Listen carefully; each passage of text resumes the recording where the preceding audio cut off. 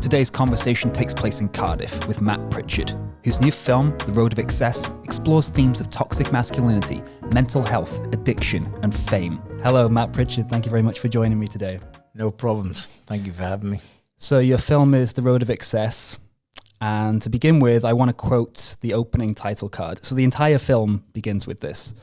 We get on the screen from William Blake, "You never know what is enough until you know what is more than enough." I would like to know, I suppose, your status from my perspective is a person in Wales who's quite legendary for testing out that phrase. Do you know what is more than enough? And did this film help you understand it even more?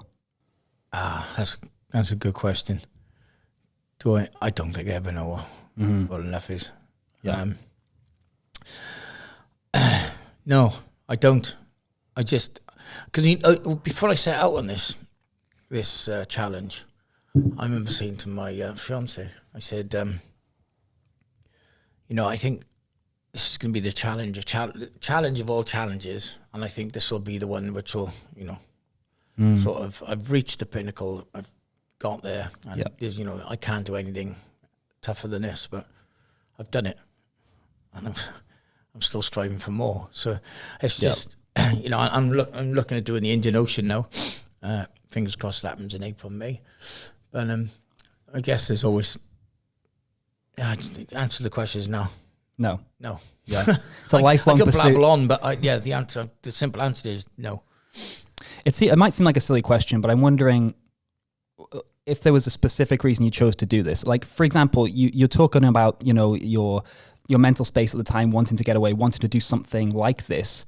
Did it matter that it was rowing? Or did it not really matter what it was? It was just the opportunity to do something like this.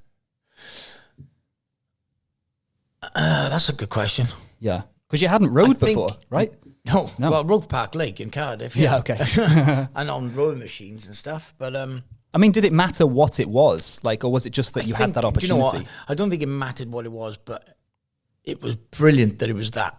Because at the time, that's exactly what I needed. That's exactly what my head and my body and everything. It just couldn't have come. Like I think somebody was looking over me because it took me away from all the crap I was getting involved in. Yeah, and it was almost like like I said at the premiere, I basically treated it as rehab, and that's exactly what it did. Was there a moment before it began where you thought it all might be, this preparation period for nothing? Could it have gone that way? I can't even put into words and explain to you how tough it was to try and get this row off the ground in the first place because of everything that was happening with COVID. Even we had to get from the UK to Lanzarote in the first place. Yeah, and there was so much red tape because of COVID, and then we had to have these papers, that paper. Or what are you doing over? I think at the time because we were doing it for a charity and this and that sort of let us. But then this happened and I can't. So much was going wrong. It was insane. We got there, and then Billy was driving the boat from the UK, pulling the boat, and then got on the ferry to Cadiz. And because of Brexit and stuff as well, they messed up the papers. So when he got into Lanzarote, they took the boat off him. Oh my God! And they said, "Oh, no, you haven't got the right papers." It's like, right. And we were in Lanzarote going, "Oh my God, this is like everything that had happened beforehand." It just kept. There was just more hurdles, and this we could see the boat. It was in this yard, but we couldn't go anywhere near it because the police took it off us, and then we had to go into this town to get these papers, and we managed to get the boat. So and then. The things with I don't know what they call them where you put the oars in. Okay. They weren't ocean rowing ones. They were bloody racing ones. So we couldn't even get. And we're like, how are we going to get these? We had to fly we had to fly somebody from the UK to bring these ocean rowing things to put the oars in. Again, we had to jump through all those hoops again because of COVID. I just thought this is just never going to happen. And then they put us in the water, and then that went wrong. So many things were trying to stop us from doing this row. Yeah. Like I said, I could just go on, but it's just going to be boring. And when we finally set off, it was like, whoa, finally. Relieving. Like you said, I honestly, there were so many times where I didn't think it was going to happen.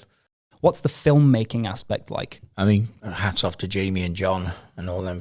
You know, they found a way around it. We made it work. And they put holes into the boat and did all that kind of stuff to fix cameras. They're only GoPros. Yeah. The GoPros where they need to be. We just had loads of SD cards. Loads of mini SD cards. And every time we'd press, the batteries were constantly charged. Okay. Because they were charged with everything or part of the boat. Okay, got you. Yeah. So whatever the battery on the boat was charging, they were charging the cameras as well. So all we had to do was, if the weather was getting juicy or there was something funny happening, we just had to press play on the GoPros. Okay, yeah. And when that when the SD card was full, we'd get that out, stick it into the nice little wallet we had, and then we put a fresh one in. Okay. So there was just loads of SD cards, and we just press play when it needed to be played. Plus we had just a GoPro to hold to do the diary stuff, like the not daily diary, when you felt like you needed to say something to the camera or whatever that you think that would add to the film. And that's, it was camera at the front, camera at the back. So you could see us rowing from the back, see us rowing from the front. Yep. And the loose cameras in our living quarters. And we do at the front of the boat, that's where we do our diary stuff. Yep. So you're on your own. You can say what you want without anyone else listening to what you were saying. So that's where the tears and the tears and the moaning was done. Jamie wanted to concentrate a lot on the mental health aspect of it, and so did I, because I think it's quite important to let everyone know out there they're doing things like how doing things like this. Although they can be, they're hard work, they're tough, they're dangerous, how much it helps towards our mental health. But I will admit, when I got back home, I sent my mental health into overdrive because I was for 52 days, I was stuck on a boat, working. Yeah. And I get home and then there's nothing. And then it's just like, and I guess that's the problem with excess. Is you go in search for excess, you get it, and you absolutely love it, and then once it's stopped, you're lost again. So it's this constant strive for more. When you watch it back now, do you feel that honesty coming through, and does it feel like you've made something satisfying? Does it feel like, yes, we got there? I definitely know that we've done something satisfying. With hands down, without a doubt. I'm happy. After watching the film, I'm really happy with it. How it's turned out. The way Jamie has told the story as well, he's told absolutely perfectly. And with the interviews with my loved ones, the people who know me better than anyone, they were honest with what they said. I'm honest with what I've gone through with my mental health struggles, and I think the film does portray. Still to this day, I thought that was going to be the answer to all my problems. Yeah, but if I'm honest, it's not. Just back at square one again. You've been through that story, or you've spoken to people about that story so many times, that rise to fame, from skating in Cardiff all the way through to, MTV Europe's biggest show ever. Does it get boring for you, or is it still fun to look back and still fun to talk about those times, or does that feel like such a different time in your life to now?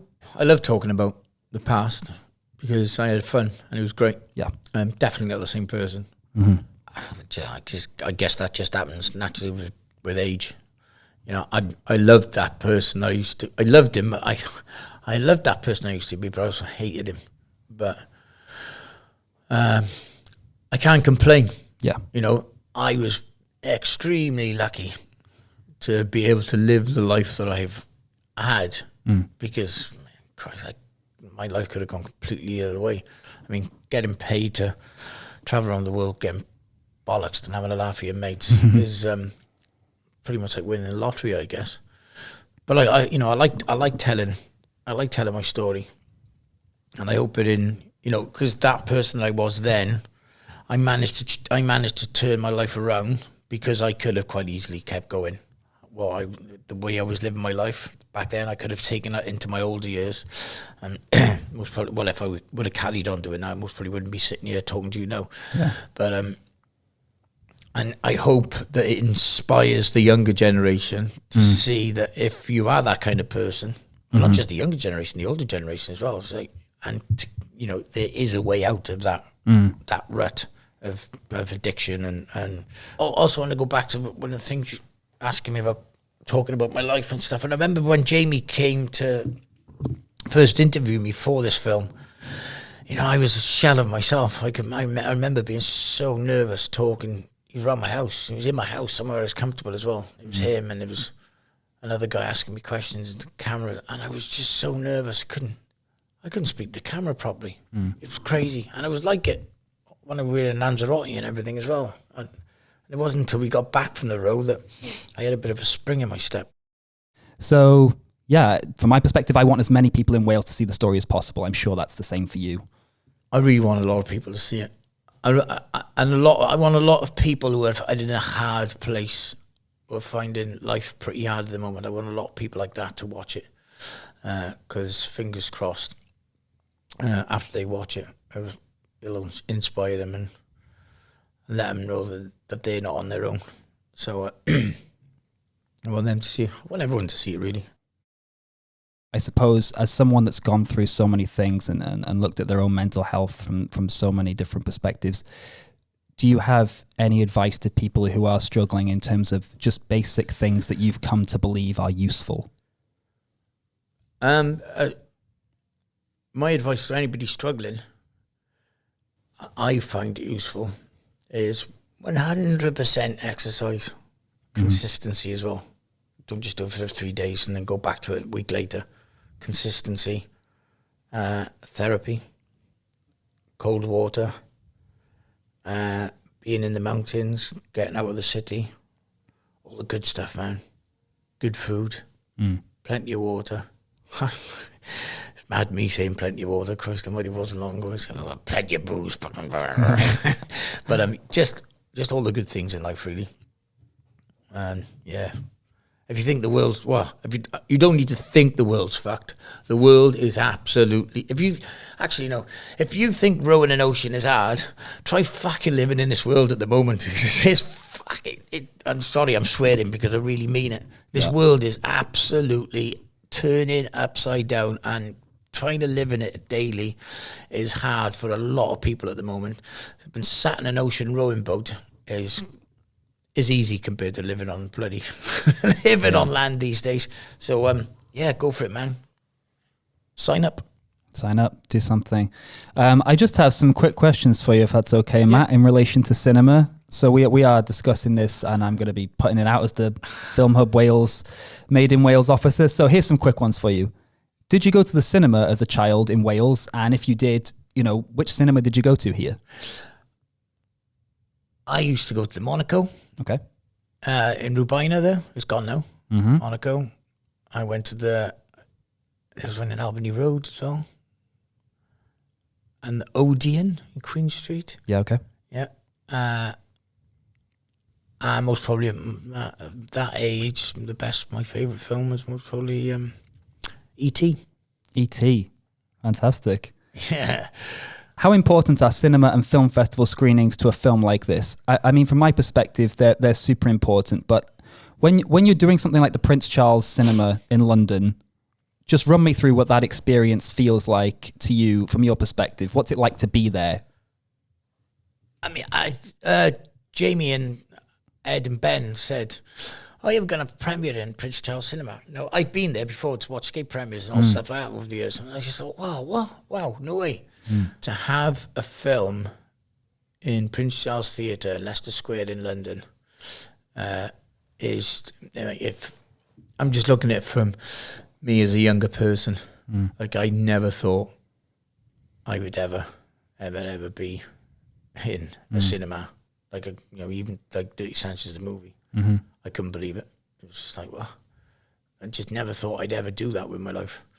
And so to have a film about you on the silver screen is just like, wow. I know, and I should pat myself on the back first. I never pat myself on the back enough, really. And to look back and see that on the screen is it's quite puts a smile on my face. Yeah, I'm stoked. Yeah, again, Jamie, fantastic job as a director, Ed's producer, and yourself as the star of this film. I really enjoyed it, and I think it's more than anything a really good documentary. So congratulations. Thank you very much. Cheers, Rob. Cheers. Boosh. Ta.